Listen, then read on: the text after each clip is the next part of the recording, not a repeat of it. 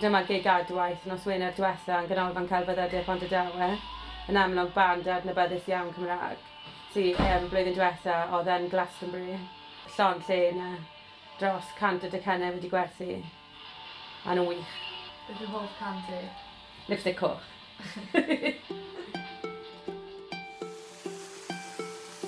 Hi, Leanne ydw i, a dwi'n gweithio i Menter Iaith Castell Neath Talbot.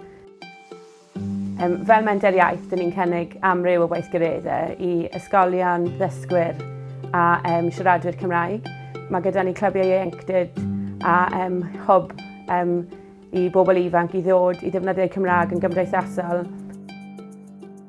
Ni hefyd yn rhedeg gweithgareddau ddysgwyr, so mae gyda ni barau coffi sy'n rhedeg yn wythnosol, yn ddyddiol dros yr ardal i gyd. A hefyd mae gyda ni sesiynau gyda'r nos hefyd nawr yn cychwyn. Ni'n trefnu gigs yn aml yn yr ardal. Fi'n credu bod e'n bwysig bod pobl yn sylweddoli bod Cymraeg ddim jyst yn iaith dosbarth a bod cyfleoedd i ddefnyddio fe'n gymdeithasol yn oll bwysig.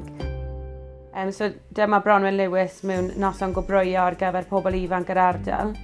So deithon nhw at ei gilydd trwy gwasanaethau ieuenctid Castell Neath Talbot i ddathlu'r Gymraeg a'i Cymreigedd nhw, a nath Bronwyn helpu nhw ysgrifennu can.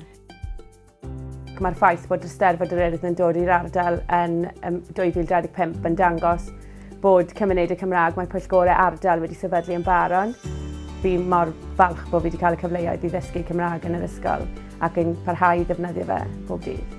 Mae pobl yn yr ardal yn mwynhau defnyddio Gymraeg a mwynhau, a ni'n gweld pobl newydd yn dod i'n sesiynau ni drwy'r amser. Mae'n wych. So mae'r ffaith bod lot o bobl yn gadael ysgol ac yn colli hyder nhw i ddefnyddio fe, neu mae dysgwyr yn mynd i gwerthu Cymraeg, ond wedyn ddim mae hyder i ddefnyddio fe'n gymdeithasol.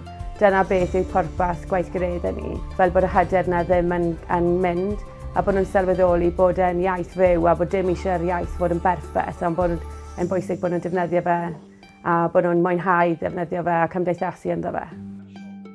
Fi'n credu bod pobl Castell Neath Talbot yn falch o fyw yn yr ardal, dim eisiau gweithio nhw pam y ffaith bod gyda ni sir mor fach sy'n cynnwys gymaint o bethau ar yn step yn drws, mae'n just wych.